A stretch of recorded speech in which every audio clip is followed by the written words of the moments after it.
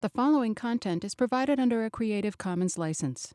Your support will help MIT OpenCourseware continue to offer high-quality educational resources for free. To make a donation or to view additional materials from hundreds of MIT courses, visit MIT OpenCourseware at ocw.mit.edu.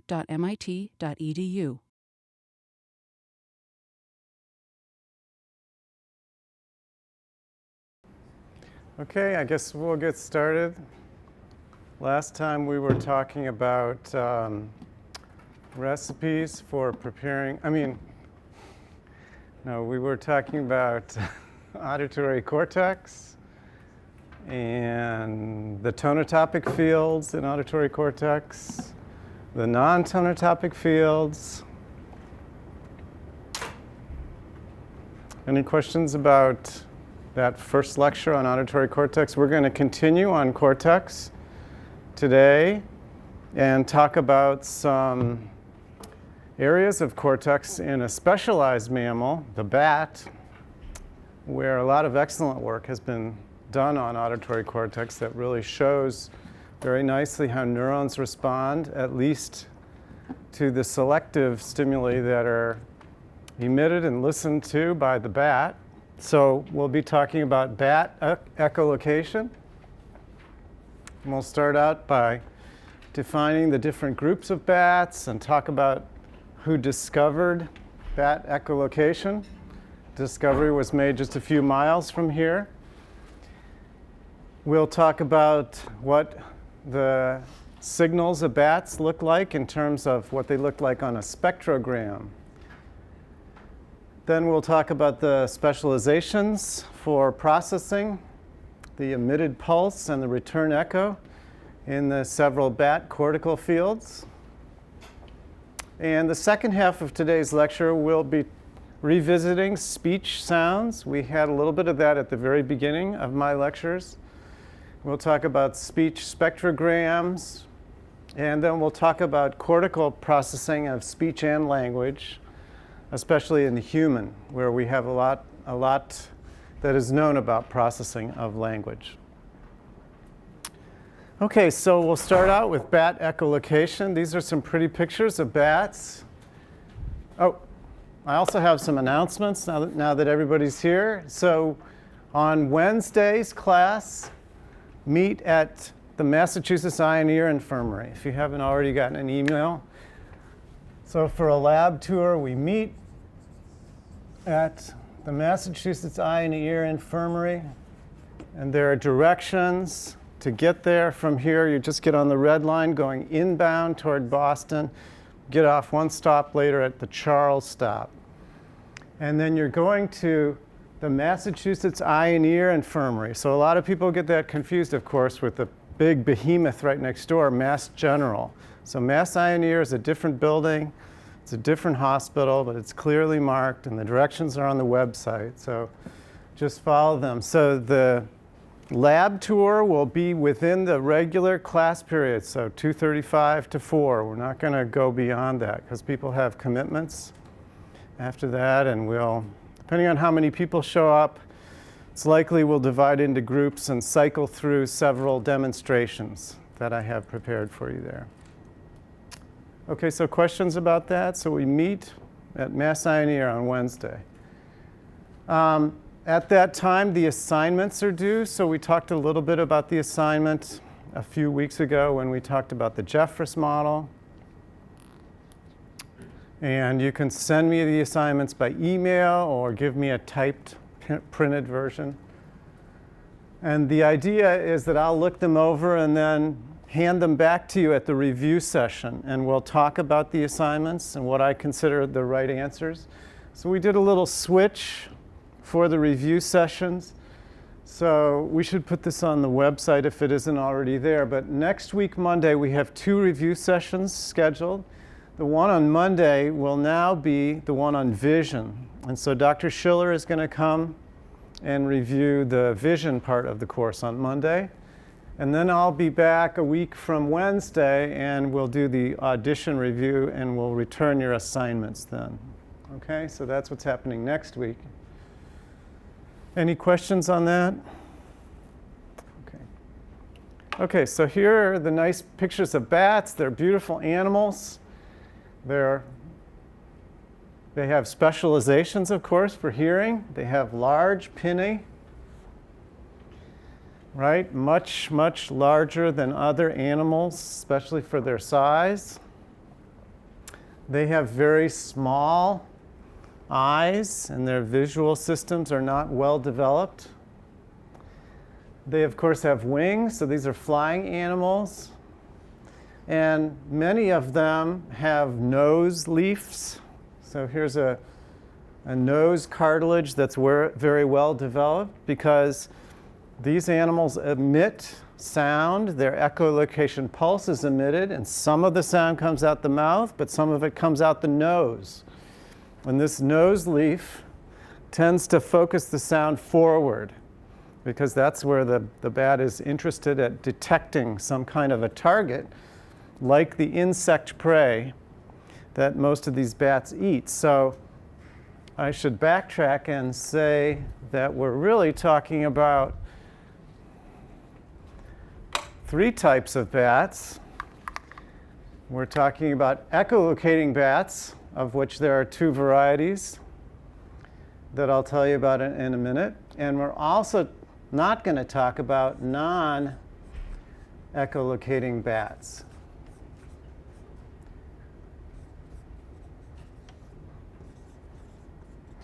And sometimes these non-echolocating bats are called fruit-eating bats.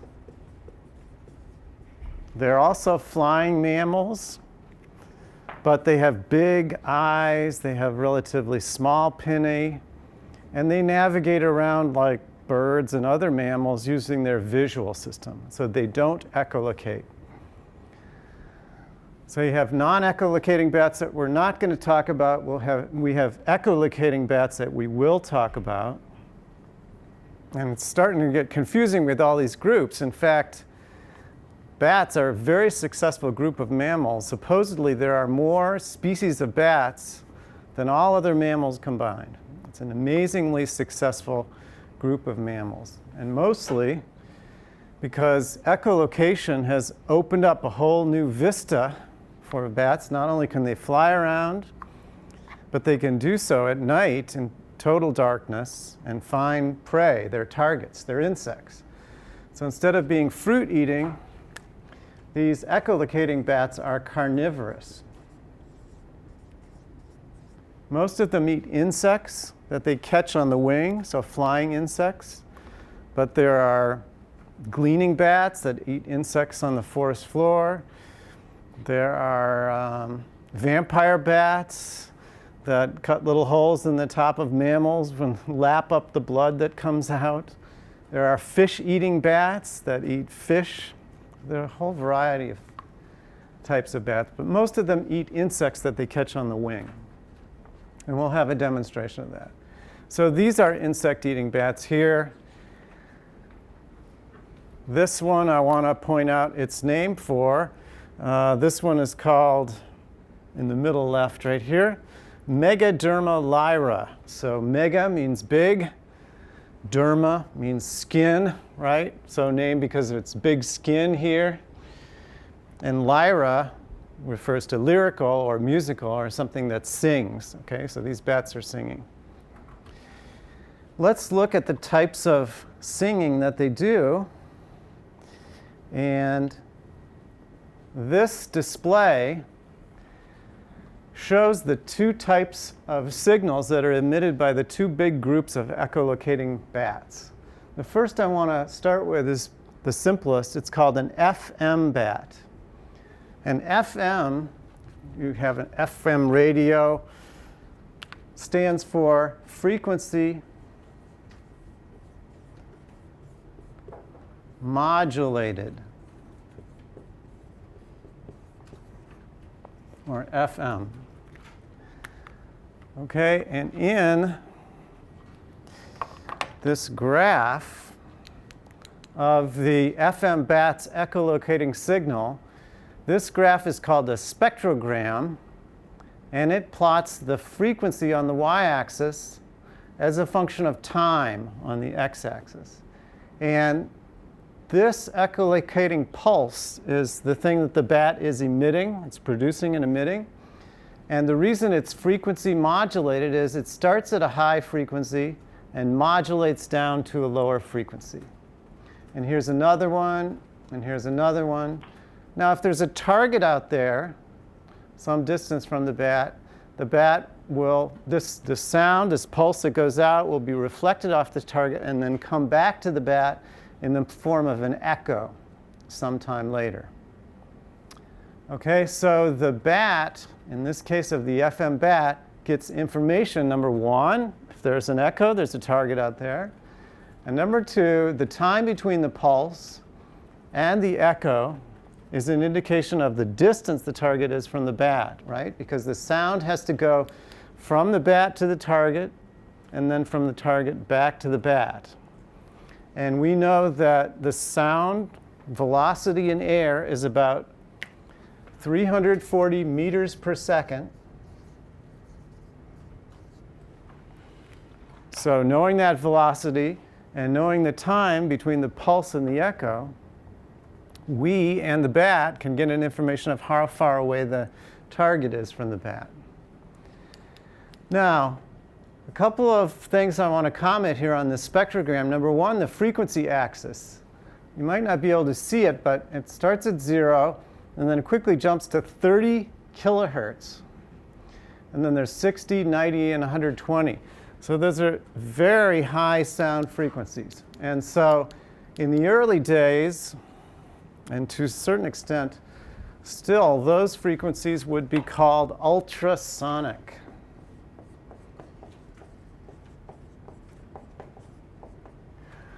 And there's no real good reason for that except that we're humans and everything is important with respect to humans.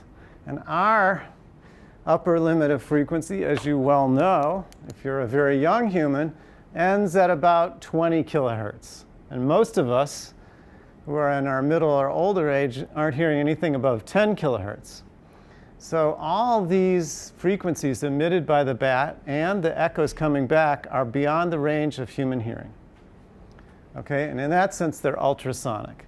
So you can't go out and say, oh, I heard a bat, at least in terms of the echolocating signals that the bats are emitting.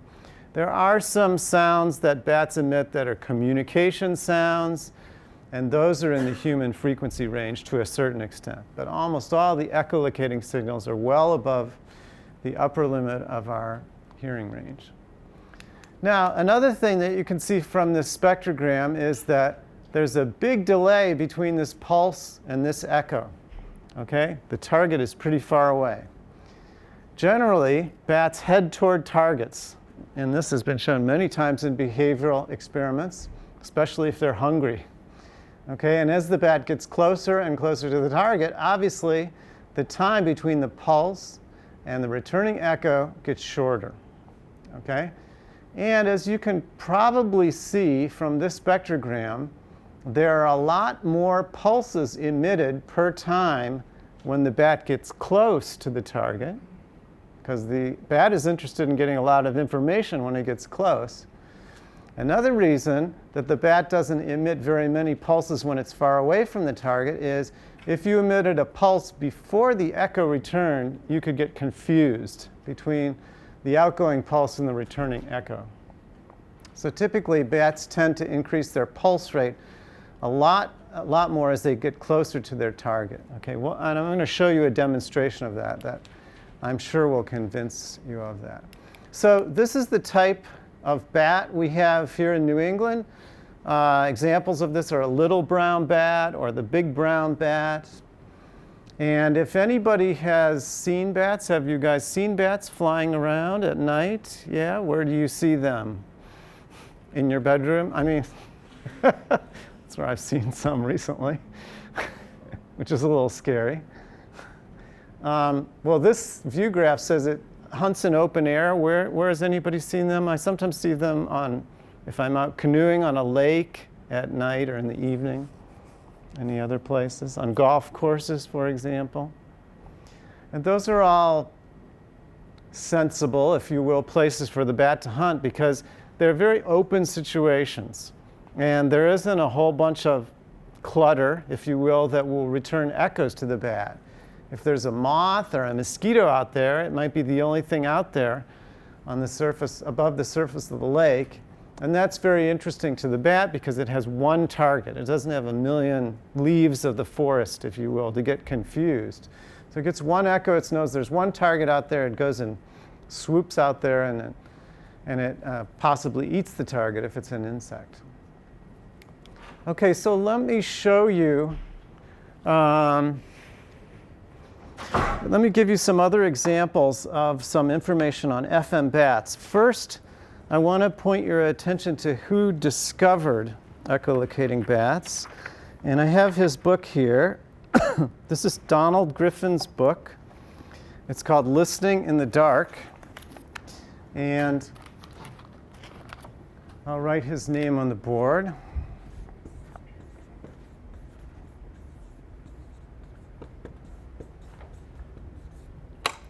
And I'd like to do just a little bit short reading from his book, and then I'll pass it around.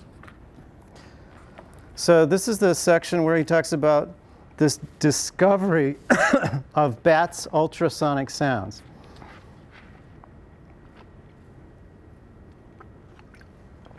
So he writes, during my undergraduate years at Harvard College, when I was actively engaged in banding bats to study their migration. So bats here about this time of year start flying south like birds do. He says, I was familiar only with the generally held view that bats felt with their wings the proximity of obstacles. That was how people thought they navigated around, by touch.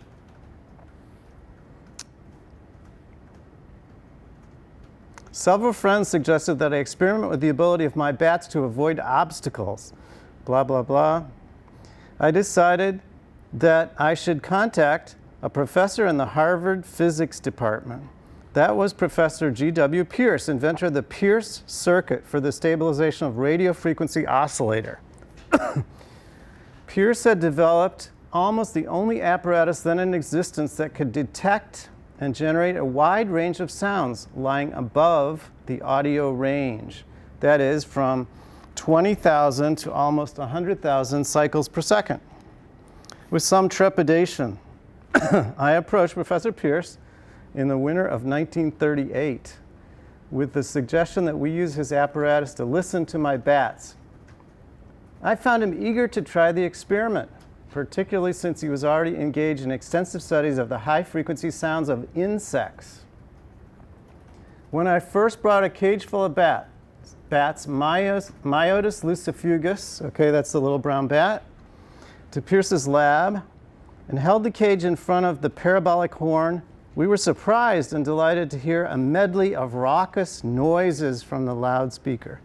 So Griffin, as an undergraduate, discovered that bats emitted ultrasonic stimuli, okay? And he went on to pursue a lifetime of research on bats. While he was still an undergraduate, he designed some experiments to see if the bats could use this echolocation to avoid objects. And so he took a room, turned out all the lights so the bats could only use other senses, and he noticed they would fly around, and he didn't have a very extensive equipment budget. So for objects, he went to the store that sold piano wire. And he strung piano wire from the ceiling to the floor of the room.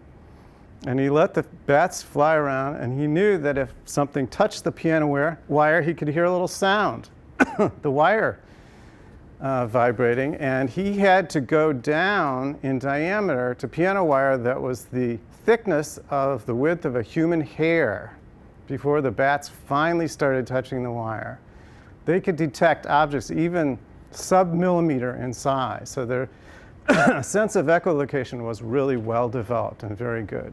They could detect very tiny targets. So that was one of his first and foremost experiments. Now I have some demonstrations, and some of them are from Griffin's original work. And so in these demonstrations, You have a movie of the bat flying, and the target this time is a small food item that's thrown up. I think it's a mealworm. So the investigator throws up the mealworm, and the bat catches it.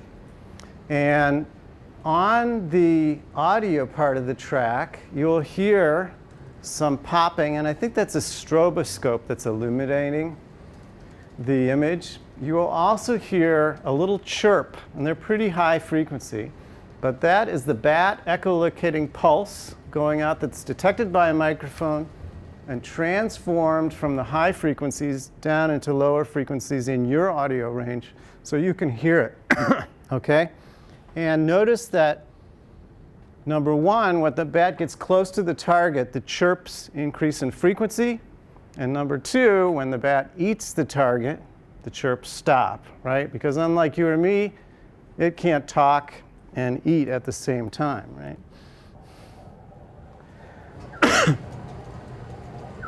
So those chirps are the bat echolocating pulse. Here's the bat. Here's the target coming up.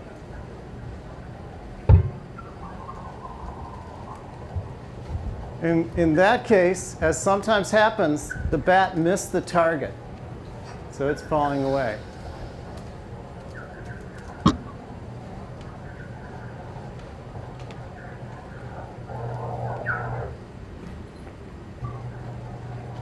Here's the target coming up. In this case, the bat caught it in the tip of its wing, and it brings the wing in toward its mouth, and it eats the target. And it starts pulsing again after it swallowed the target.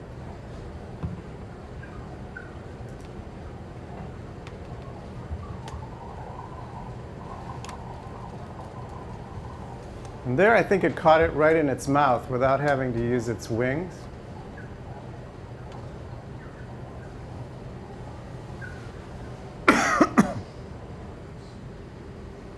Okay, so these are some other films that I won't go through, but they were some experiments that Griffin did testing the ability of bats and certain species to actually catch fish.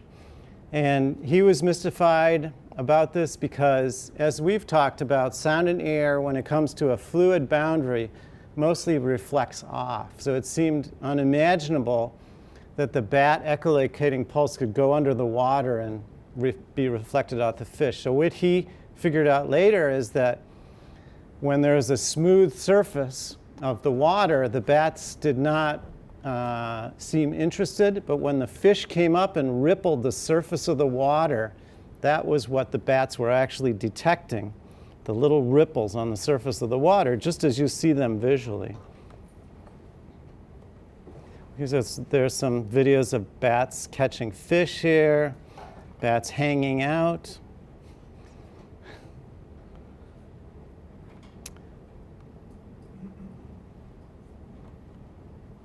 Oops. Bats flying in rooms. Sorry about that. Now, this last part of the demo is from more modern experiments in which the bat approaches a target. In this case, the target is somewhere here, and it's tethered. The target is fixed. This is a spectrogram of the bat echolocating pulse. And this is the bat flying in slow motion to catch the target. And you can see the tremendous increase in pulse repetition rate. As it eats the target, it stops vocalizing. And now it starts again. And this will be repeated at least once. So here's another run. Here's the bat spectrogram down here. And here's the bat coming in. Here's the target right there.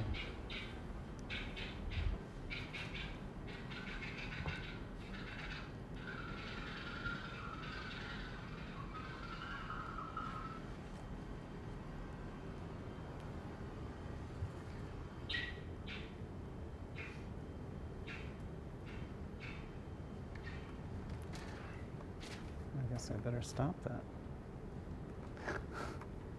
Okay, and so that second demo is from Dr. Cynthia Moss.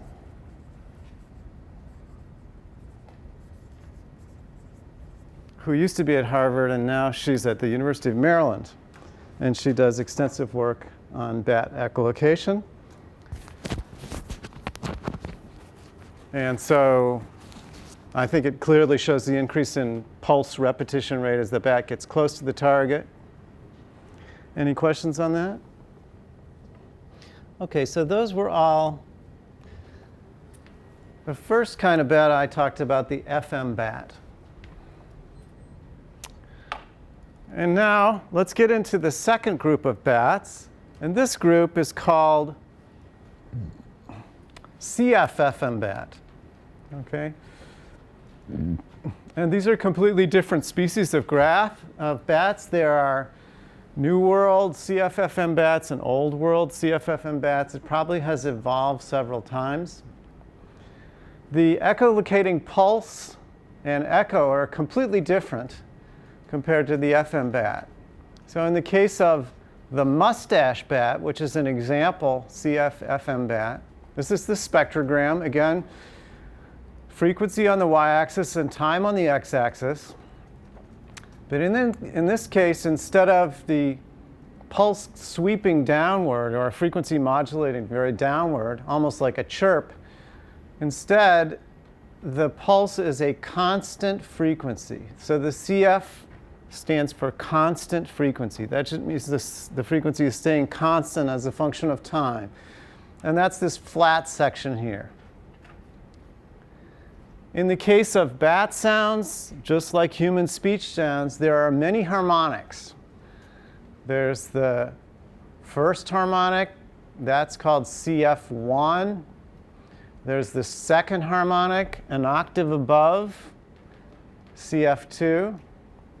There's a third harmonic, CF3. And there's a fourth harmonic, CF4.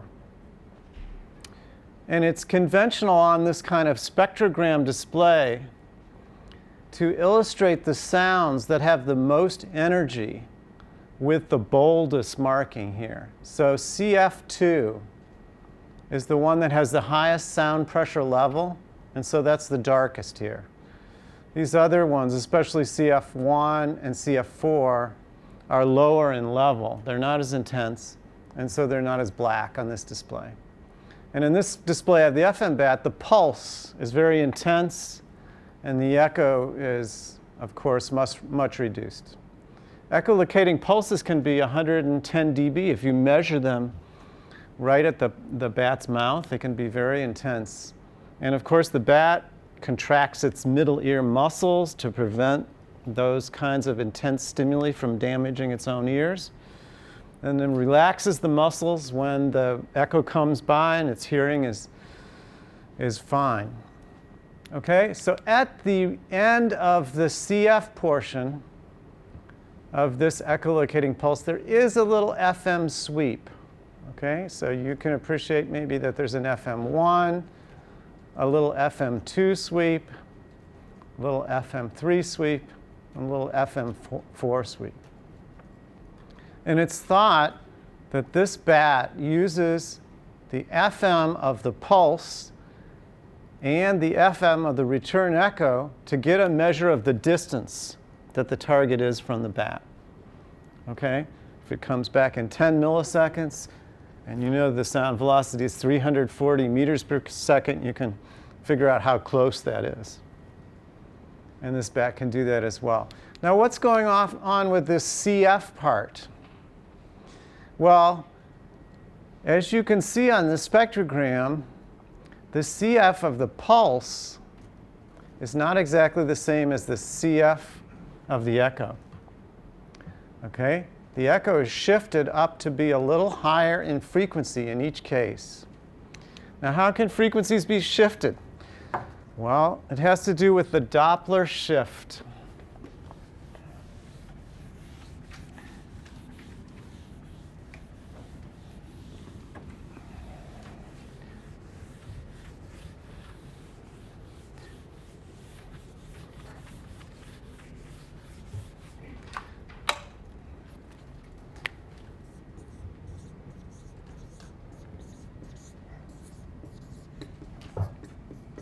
Okay, so this is a shift in this case, sound frequency.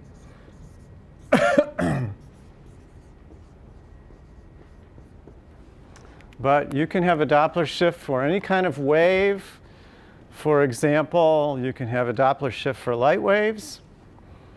If you've studied the Big Bang theory of the origin of the universe, there's a big explosion, right? And everything exploded out and is moving far away from us. So you look at the light coming from a star that's moving away from you, and it's actually shifted a little bit to longer wavelengths toward the more reddish hues because it's moving away from you. So Doppler shifts have to do with wave sources that are moving relative to the receiver, or the receiver moving relative to the emitter. Another example of a Doppler shift, this time for sound, would be if you were in the grandstand of a racetrack and the race cars were going around a big oval. Okay, and you hear the sound of their engines. As the race car comes toward you along the straightaway, it sounds like higher in pitch because it's moving toward you. As it passes you and then starts to move away from you, it sounds like lower in pitch. So the thing you'd hear would be meow, meow, meow, as each race car went by you. So as the race car is here, and you're the observer listening here, it emits, let's say, a pulse of sound. Okay, this might be the peak of the wave front if it were just a peak, a sinusoid, let's say. Now, by the time a race car coming toward you has emitted the next peak, the race car has actually moved. Okay? So the peak is here, and the next peak is emitted, and it's very close together. If the race car is moving away from you, it emits one peak of sound, and then by the time it emits the next peak of sound, it's moved a little away from you. The peaks are farther apart. And we know a sound source that has a quick oscillation sounds like a high frequency, and a sound source that has a very slow oscillation sounds like a low frequency. So Doppler shifts are positive, higher frequencies for objects making sound moving toward you. And Doppler shifts are low or negative in frequency. They make lower frequencies if the object is moving away from you. It's just the physical characteristics of sound coupled with movement. Okay? In the case of these positive Doppler shifted echoes, we know either that the object that has been reflecting the echo is moving toward the bat, or conversely, that the bat has been flying toward the object that is emitting the echo. So a positive Doppler shift means things are getting closer together, and a negative Doppler shift would be things are going farther apart. So not only does the bat, from its FM sweep, get an indication of how far it is away from the target, but by its Doppler shifted CF part, it gets an idea of the relative motion of the target. Why is that important? These types of bats, instead of hunting in open air, like the FM bats we have, these are tropical bats, and they hunt in dense vegetation, like the tropical rainforest. And there are millions of objects around. There are leaves, there's vines, there's lots of clutter here.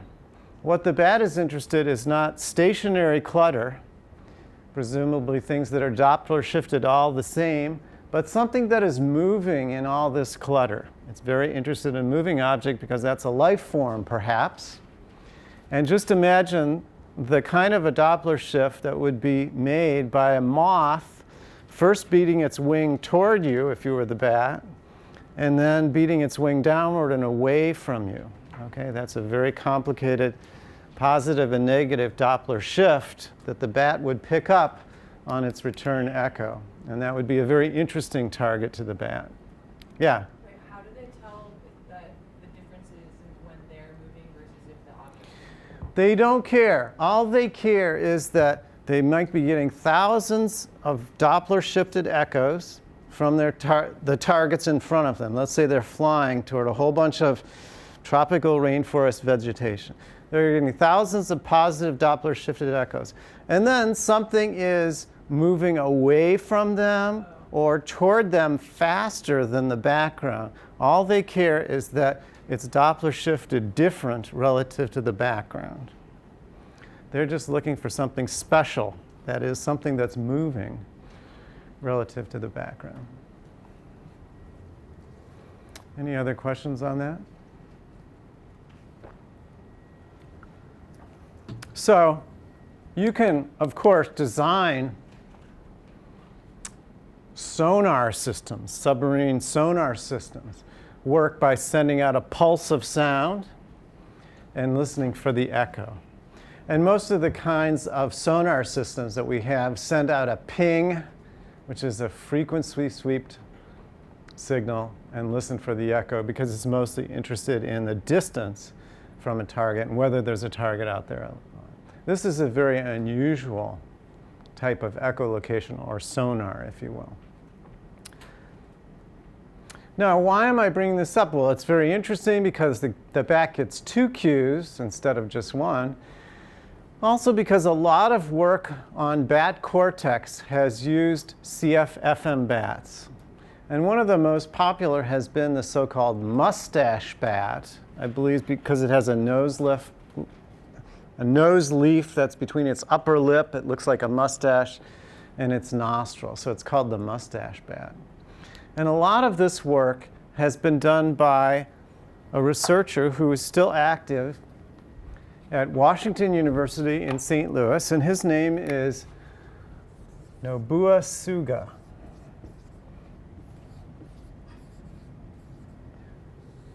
And he was the first really to work successfully on the bat auditory cortex. A lot of his work comes from the 1970s, 80s, and 90s.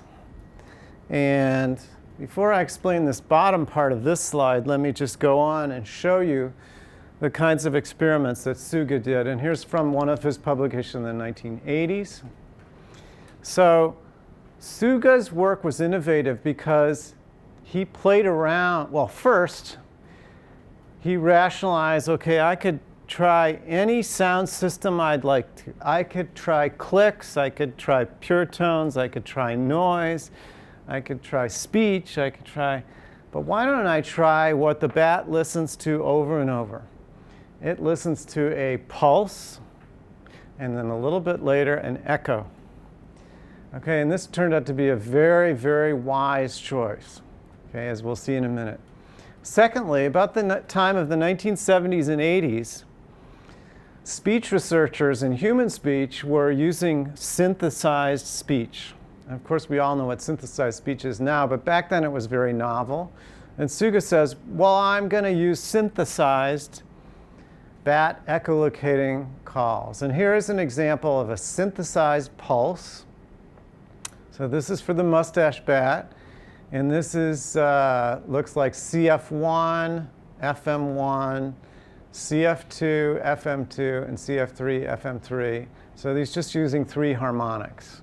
So one thing about synthesized calls is you can do things like dispense with 1 harmonic if you want to easily. Take it out and put in an echo. So here's a pulse, and here's an echo. It's a little bit Doppler shifted. And you can look at the neural response to the pulse and to the echo. And this lower trace is a histogram from a single neuron in the auditory cortex of the echolocating bat to a pulse and to an echo, and not much response.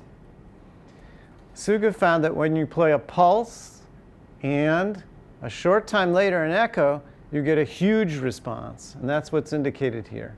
So this is the pulse-echo combination, and now these are synthesized stimuli. And you can read in the original paper, it looks like it's not given here, exactly what the delay is between the pulse and the echo. But Suga tried various pulse-echo delays, and he found that cortical neurons in many cases were very sensitive to the exact delay between the pulse and the echo. So they were, if you will, delay tuned. And that's indicated here in the first bullet here. The neuron pictured above responds little to blah, blah, blah, pulse echo alone, but vigorously to a pulse followed by an echo at a certain delay. In this case, 9.3 milliseconds is the best delay for this neuron. So this is a delay-tuned neuron. When Suga did recordings from different parts of the bat cortex, he found that the best delay was actually mapped along the surface of the cortex. So here is some of his work from the 1990s showing you maps of best delays and other properties in the bat auditory cortex. So here is a side view of the bat cortex. This is looking at the left side. This is the front, where the olfactory areas are. Way in the back would be the occipital cortex. And our old friend, the auditory cortex, is in the temporal region on the side of the brain, just like it was in the cat and like it is in the human. And here is A1. And this rectangle here is expanded here, and some of Suga's maps are shown. This part right here, the biggest part, is cortical field A1, which, as we've seen in other animals, is the tonotopically organized field. And it's tonotopically organized in this bat. And these numbers and lines are the isofrequency laminae. So remember, the experiment here is to go in and sample at a specific place in the cortex and find the characteristic frequency for neurons in that column, and then move the electrode a little bit. Do the same. Get the tuning curve, get the CF for those neurons, and so on and so forth, and build up a map here. So just like in the cat, posterior areas are tuned to low CF. So low CFs in the bat are 20 kilohertz. We're dealing with very, very high frequencies. As you go more rostrally, the CFs get increasingly high. And at the very rostral end of A1, the CF is 100 kilohertz, extremely high. And everything looks exactly like other mammals except for this huge area right in the middle of A1. And almost all of the neurons here are tuned to between 61 and 66 kilohertz. And you should perk up your ears a little bit, because that is where the most intense harmonic of the echolocating pulse is, right around 61 kilohertz. And a lot of the Doppler shifted echoes are just going to be a little bit above that if the bat is flying toward the target. And this region goes up then to 66 kilohertz. So then there is an expanded region of the A1 of the bat that's tuned to a very important frequency for the echolocating signal. And at first, this was called an acoustic fovea.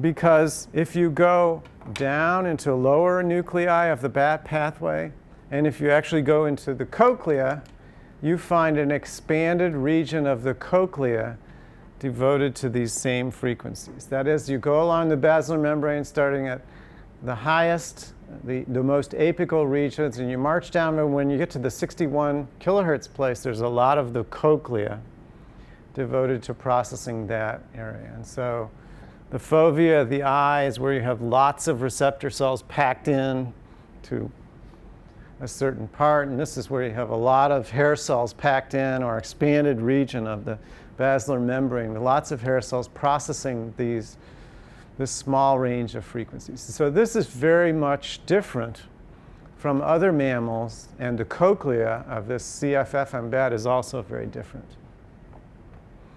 Now, we were talking about delay-tuned neurons, and Suga found a very interesting area near A1 in which there is a mapping for best delay. And that's indicated here. And the best delays are marching from short to longer best delays as these arrows go along here. Now they're marked FM1, FM2, FM2, FM3. So what does all that mean? So Suga found that with his synthesized pulses and echoes, he could dissect this rather complicated pulse echo constellation into smaller parts. And here's an example of a stimulus where you have, it looks like CF2, FM2, CF3, FM3, and the echo for CF1, FM1, and the echo for CF3, FM3, and that hardly gave any response to the neuron. Here's an example where you have only CF1, FM1 for the pulse, and only CF2, FM2 for the echo, and it gave a big response. And you could do even more. You can strip off everything except the FM1 and the echo FM2 and get a big response from the neuron.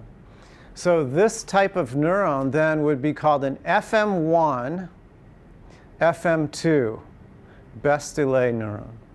FM1 is the pulse, FM2 is the echo, and with a certain delay between those two, you get as big a response as with the whole constellation of pulse and echo. And those neurons were located in this specific region called FM1, FM2, and their delays were mapped along this axis, with delays going from 0.4 to 18 milliseconds. And knowing the velocity of sound, you can convert that to a target range of between 7 and 310 centimeters. That's how far the target was from the bat at that specific best delay. Suga also found some other best delay regions, for example, FM2, FM3, so on and so forth, in other adjacent parts of cortex. So this is really beautiful work showing specializations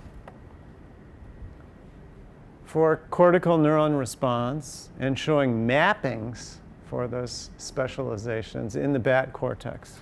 And we don't really have any data anywhere near as beautiful on non-echolocating mammalian cortex that show specialization for specific features of sound stimuli as we do like this in the bat cortex. And this is really beautiful work. This is Nobel Prize deserving work because it really shows us what this bat cortex is doing. It's responding to specific features of the pulse, and the return echo delayed a specific delay later. It's a very beautiful work.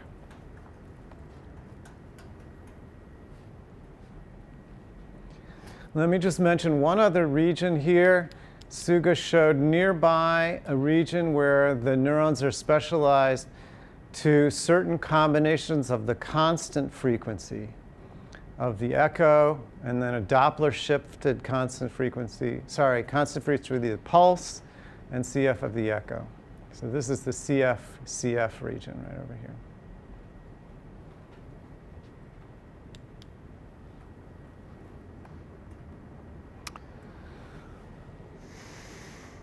Now, yeah, question. In the last diagram, This one or the one before? this one right here. Okay. The last graph, like the middle bottom. This guy? Why is it that the neuron is responding like before the onset of the frequency? I don't know why that is, and there's some clue to that as to why this stimulus, starts here. I don't know. Maybe this is. I don't know the answer to that. Let's see if it says anything in the caption. I don't know why that is. Sorry. I'll have to dig out the paper and figure that out. Any other questions?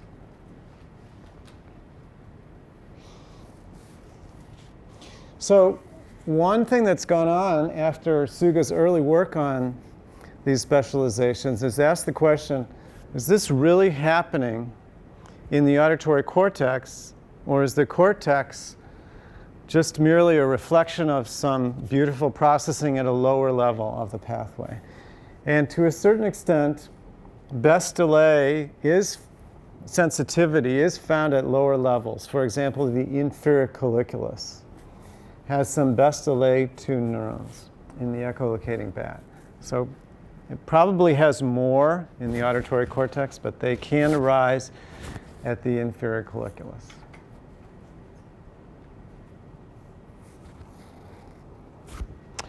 Okay, so that's what I wanted to say about bat echolocation, and now I'm going to move on and spend the last part of today's class talking about speech sounds. So we had this particular slide in an earlier lecture, I think the very first lecture that I gave, talking about what speech sounds are.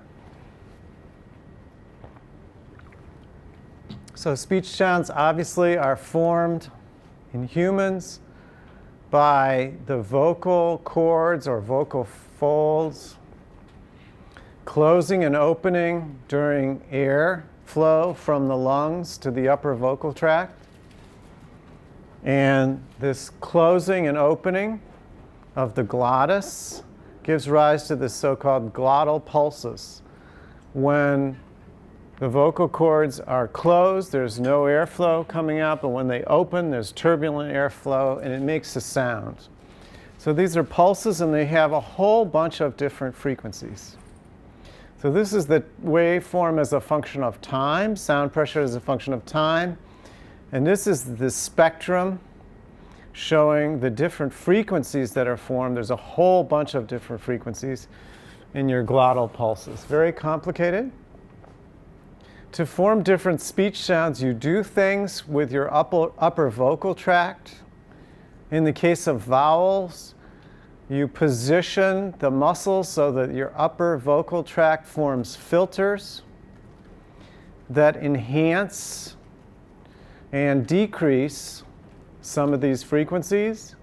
And after you apply the filter function of the vocal tract to this glottal pulse spectrum, you get this type of spectrum where there are certain peaks. And in the production of a vowel, these peaks are at different frequencies. So for this example, the vowel I in hit, you have a very low peak here and a couple of high peaks up here. These peaks are called formants, and they're labeled by Fs. So we went over this before. So there's F1 here, F2, and F3 here.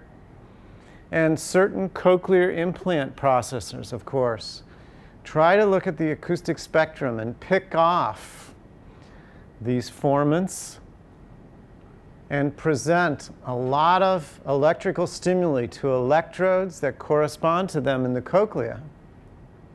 This one would have a lot of stimulation at these low frequency electrodes, which would be apical in the cochlear implant. And then in the intermediate electrodes, they completely shut them down, even if there's a little bit of background noise. And then they would present a lot of stimuli at the position corresponding to F2 and F3.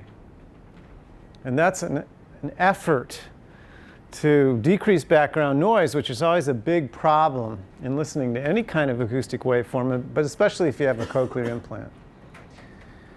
So this vowel, ah, in the word call, has 2 formants very low in frequency and 1 in the middle frequency. It sounds very different, of course, and your vocal tract position is very different. And this vowel, which is oo, as in the word cool, has 3 fairly evenly spaced formants here. Your vocal tract is yet a different position, and you interpret this as yet a different vowel. Now that's a display that's not very conventional. Much more conventional is to look at a speech spectrogram. So this is very similar to what we've just looked at for bat echolocating pulses. This spectrogram is a graph on the y-axis of frequencies, and now these are more normal, sonic, if you will, frequencies. These are well within the human range, of course, going from 0 to 7 kilohertz on this axis. This is a time axis here. And again, the higher in level, the darker the display in the spectrogram. So there's some really dark bands here, and there's some very light stuff here and here and here. And this is the utterance, Joe took father's shoe bench out. Okay, and that's what the sound looks like when you make that utterance. So a spectrogram plots the frequencies of speech sounds over time. What we've talked about up till now are voiced segments, which are mostly vowels. So in this utterance, you have a bunch of vowels here. Here's a nice one, ah, in the word fathers. And you can quite clearly see there's a nice band here. That would be F1.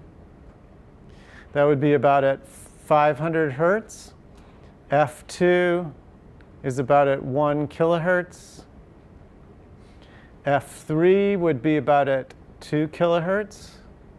And there's a fourth harmonic or fourth formant about 3 kilohertz. And that's the very beautiful vowel ah, as in father.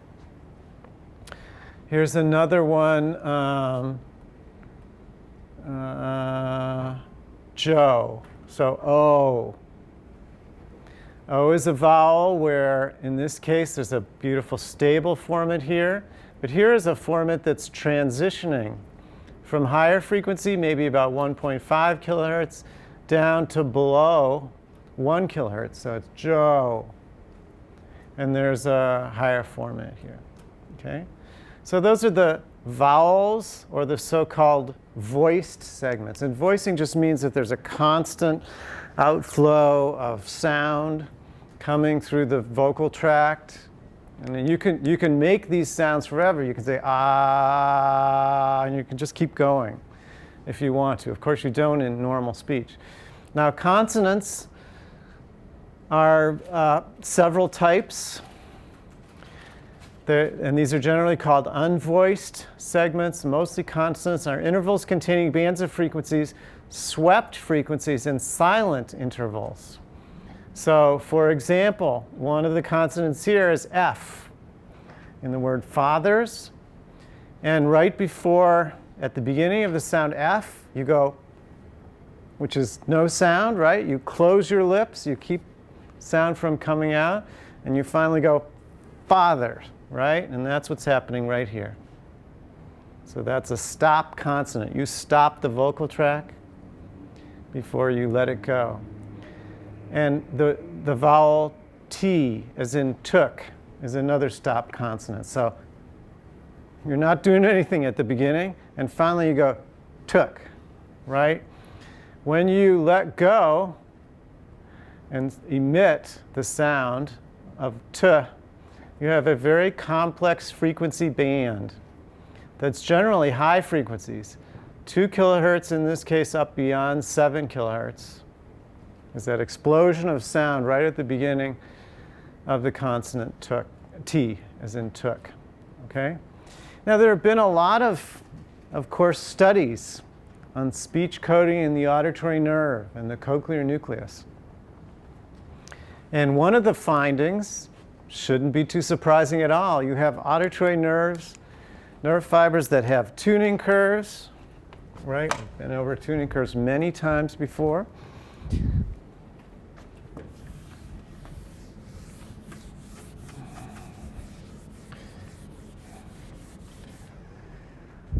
So a tuning curve is a graph of sound pressure level for a response. There's a sound frequency here. And a 1 kilohertz CF. The CF of this tuning curve would be 1 kilohertz, let's say. Sorry.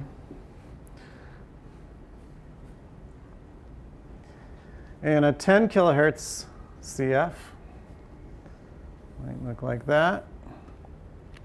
Okay. So you can explore the responses of 1 kilohertz auditory nerve fibers and 10 kilohertz auditory nerve fibers to this type of stimulus.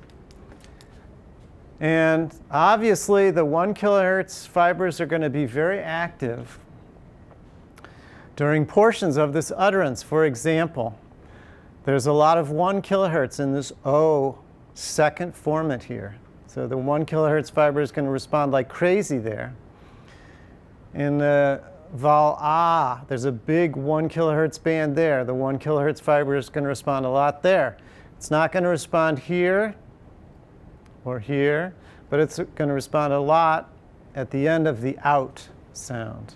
Okay? The 10 kilohertz fiber is kind of out of luck, right? It's way up here. It's off the axis. But notice the tail of this 10 kilohertz fiber. If I had drawn it a little bit further, it would be extending past 1 kilohertz.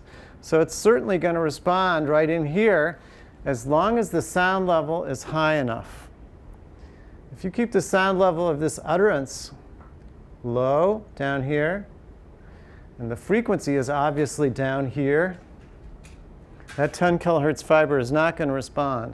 But if you boost the sound level such that you're in the tail of the tuning curve, this 10 kilohertz CF fiber is going to start to respond, for example, to these frequencies here, this 4, 5, and 6 kilohertz, maybe the 7 kilohertz. It's going to respond to things like the consonants, if the sound level is high enough so that it's within its response areas.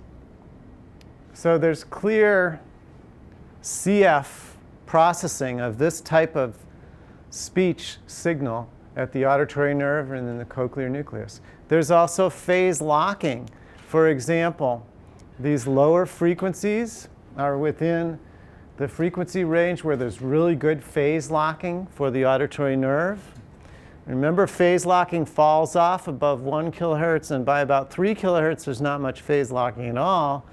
But many of these voiced or vowel segments are going to have low frequencies, and they're going to be good phase locking in the auditory nerve or cochlear nucleus.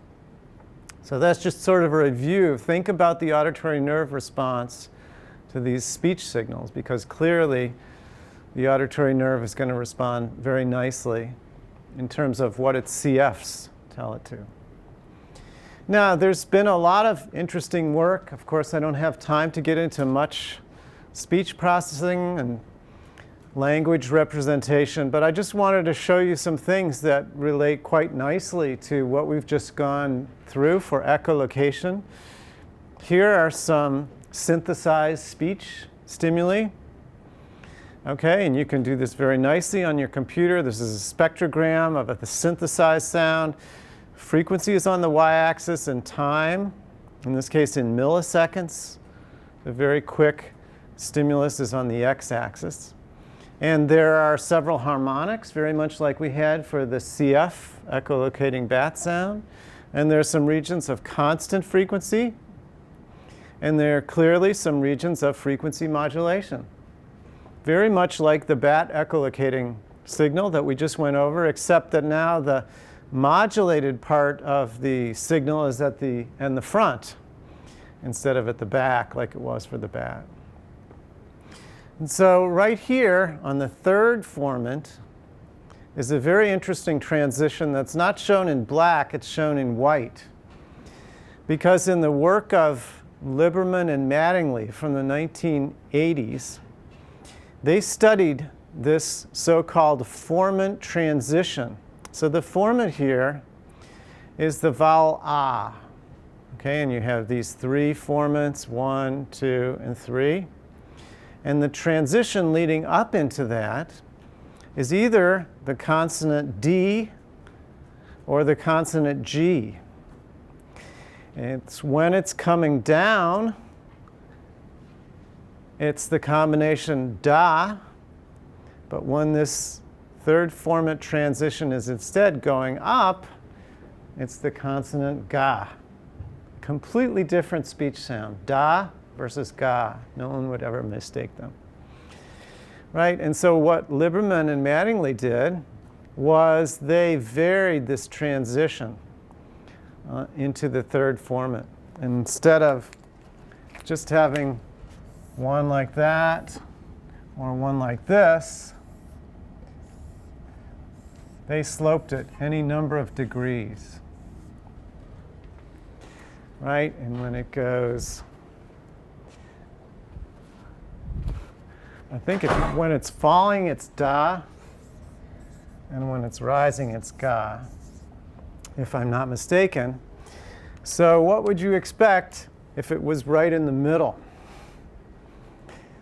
Well, you could expect anything, but actually the observation is, as you move this formant transition over, subjects do not report something that's in between ga and da. Instead, all of a sudden, they quickly shift from ga to da, all of a sudden. And there's a very sharp boundary in the shift. And the subjects never report something that's intermediate. So this is an example of putting the speech sound, which can be modulated continuously, into two sharply defined perceptual categories, either ga or either da, but nothing in between, no gradual slope in between, just one or the other. So this gave rise to then the idea of categorical perception of speech sounds. The other thing they could do is do things like this. Present the black stimuli to one ear and the white stimuli to the other ear. And you get the perception then of a speech sound. If you don't present any formant transition at all, what would you expect to happen? Well, what actually happens is you do hear something ambiguous if there's actually no formant transition at all. If there's a formant transition to one ear and the rest of the sound to the other ear, you hear the complete speech sound. If you just present this formant transition and nothing else, you just hear a little chirp, a little speech sound. But you add that to the rest, and you get an unambiguous or categorical da or ga. Okay, these beautiful series of experiments by Alvin Liberman in the 1980s. Now, in cortex, the interesting question then, if you pull an analogy between bat signals and human signals, we've had spectrograms from the two, which are not that much different. The question is, do we have specialized neurons in our cortices that are sensitive to specific features of those signals? For example, features are things like whether these two formants are close together, whether there's a formant sweep going down or going up. Do we have specific, if you will, feature detectors in the human cortex? We don't know that. What we do know clearly is that there are areas that are very selective for language and speech stimuli in the cortex of humans. So in the cortex of humans, we've talked about there being a primary auditory cortex in the temporal lobe here. And we had the little model that showed you that there was a Heschel's gyrus. And that is the site of primary auditory cortex, or A1 in humans. All around that region, an area that's sometimes called perisylvian cortex. And it gets its name from this big sylvian fissure, if you will, that divides the temporal lobe down here from the rest of the brain, especially the parietal lobe. All around this perisylvian cortex is associated with language processing. And how do we know that? Well, of course, imaging studies. But in the beginning, the early pathologists like Broca and Wernicke, who studied patients who had lesions in the cortex, mostly from strokes, but sometimes from other injuries, showed that lesions in this region of the brain left patients with deficits in language processing, especially with a deficit called aphasia. Okay, disorders of comprehending or producing spoken language are known as aphasia. And these aphasias are often classified into types. If you're a neurology resident or you do your medical rotation in neurology, you will see patients with so-called Broca's aphasia. And this originally was brought to light by Broca, who saw such patients with lesions in this part of the brain that's come to be known as Broca's area. It's a part of the frontal cortex, the lower frontal cortex, near motor areas. And the clinical manifestation is a major disturbance in speech production with sparse or halting speech, often misarticulated, missing function words and parts of words. So this is clearly a problem with producing speech. Sometimes this is called a motor aphasia. Wernicke, another early physician who saw patients with damaged cortices, saw some of them with damage to this region in the caudal temporal lobe and associated parietal lobe. Here, an area which has become known as Wernicke's area. And here, the clinical manifestation is completely different. In this case, the production of speech is fine, but it's a major disturbance in auditory comprehension. Okay, so you ask the patient something and they cannot understand you, but they have fluent speech production, fluent speech with maybe disturbances of the sounds and structures of the words, but the major deficit is in auditory comprehension, language comprehension. So, the question then has always been, is this Broca's area then the motor area for production of speech and language? And is this Wernicke's area the area for comprehension of speech? And clearly, this is a very simplistic idea and what would be called a localizational idea. I'm not sure if that word is here. But if you were a so-called localization proponent, you would say each little part of cortex has its own function, and they do that independently of all the other areas. So the Broca's area is involved in producing speech, and Wernicke's area is responsible for comprehending speech. And this is clearly from imaging studies that we know now is a very simplistic view and probably an incorrect view, that more likely this whole of perisylvian cortex contributes to language processing. And so people who subscribe to that theory would be called holistic, or have the holistic view of processing in cortex. Okay, and we'll go over the imaging studies in just a minute. One thing I want to make sure to say is that language processing is clearly a cortical phenomenon. That is, if you have injury to the cortex in these specific areas, you're likely to have aphasia. If you have injuries to the brainstem, to the thalamus, you are much less likely to have any kind of aphasia. Okay, so clearly, the cortex is the place where language is processed. Another thing about cortex and language processing is that it's usually lateralized into one hemisphere or another. Okay, so if you're right-handed, usually your language is processed in your opposite hemifield in the left cortical area. And so how is that known? Well, if you have a stroke patient who's right-handed, they have a lesion in the left cortex, they show up with aphasia. If they have a lesion in the right cortex, there is minimal effect on their language functions. Another way is by the so-called WADA test. So people who are getting ready to have cortical neurosurgery So why would you ever want to have cortical neurosurgery?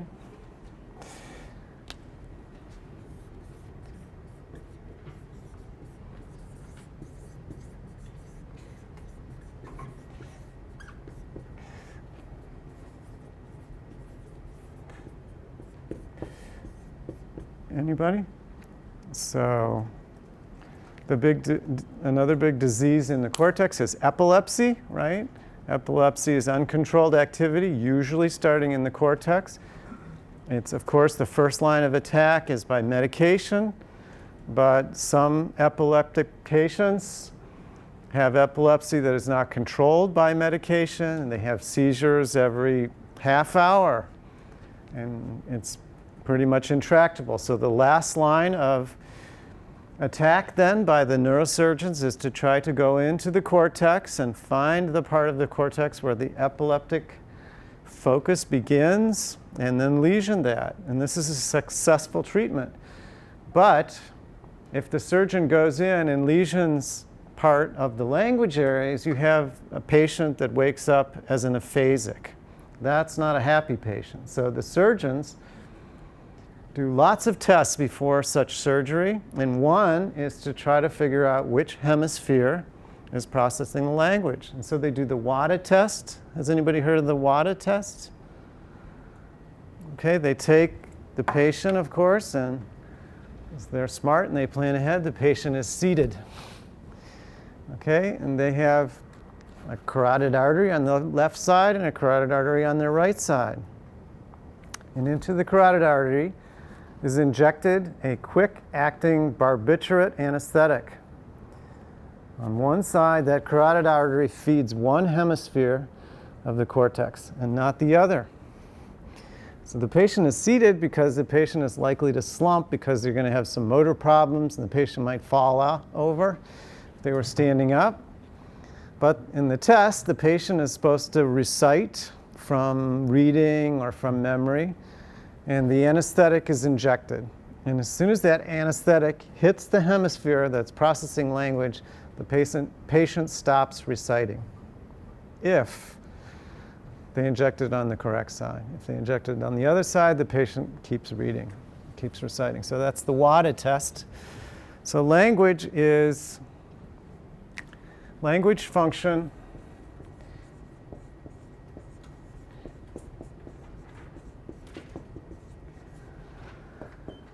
is mostly in one hemisphere.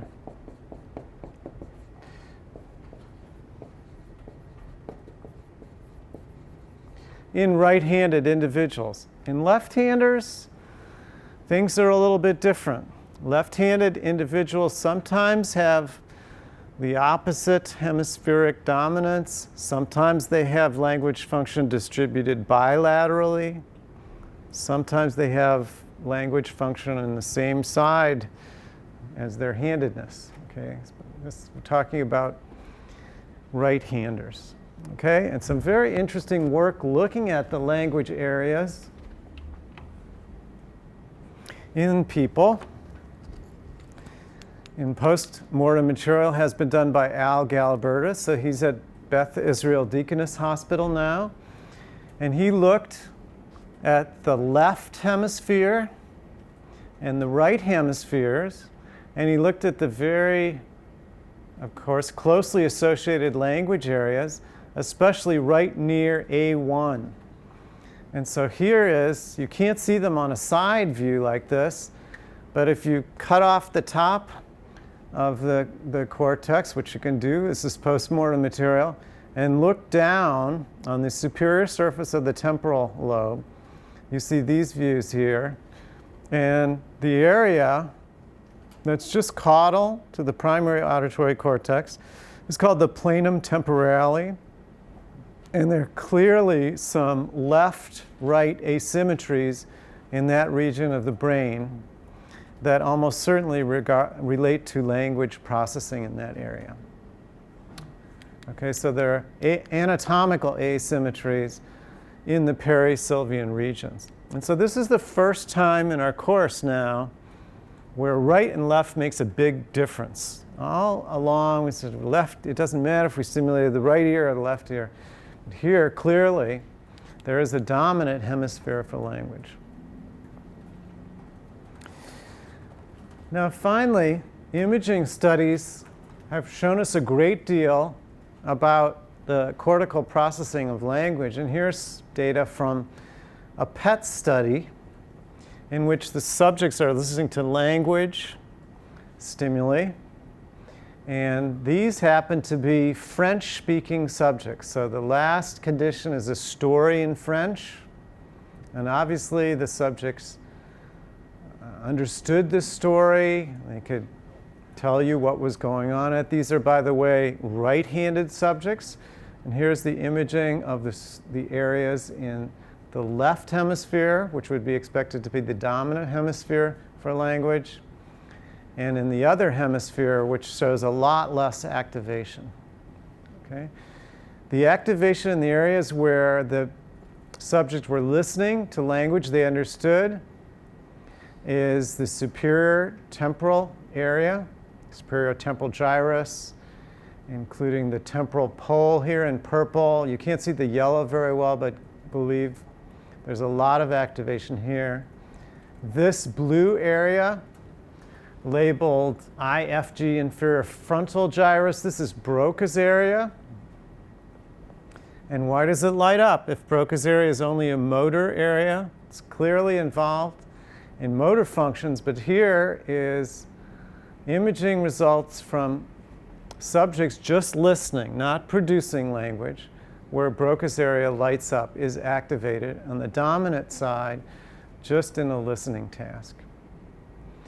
Contrast that when the subjects were listening to a story in a language that they did not understand. This language is called Tamil, and none of the subjects could speak it. There's hardly any activation.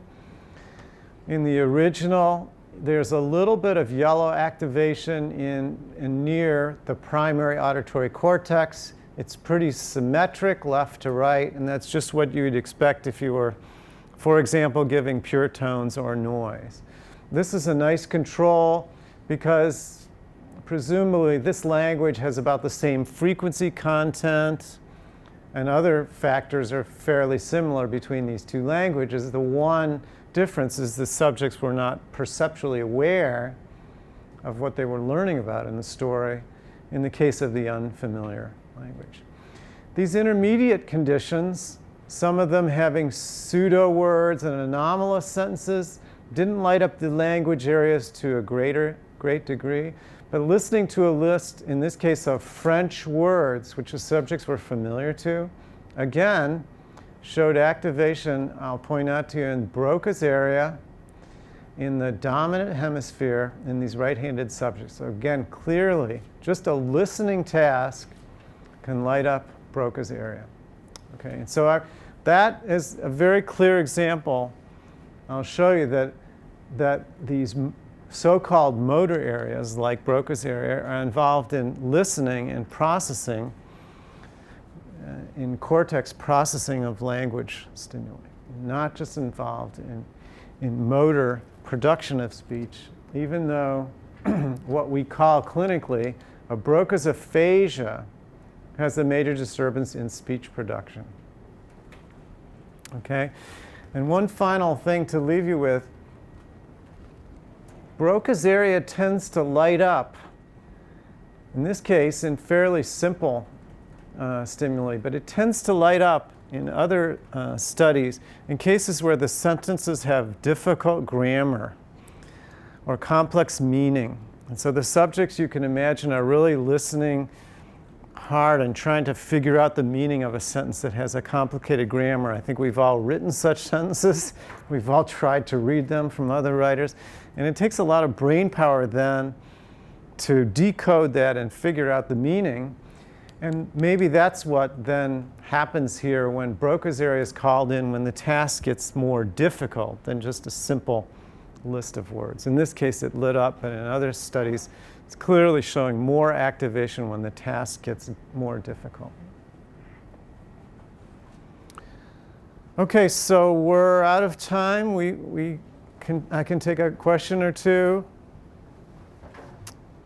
And just a reminder, class meets at Mass Ioneer on Wednesday for the lab tour. So I'll see you over there.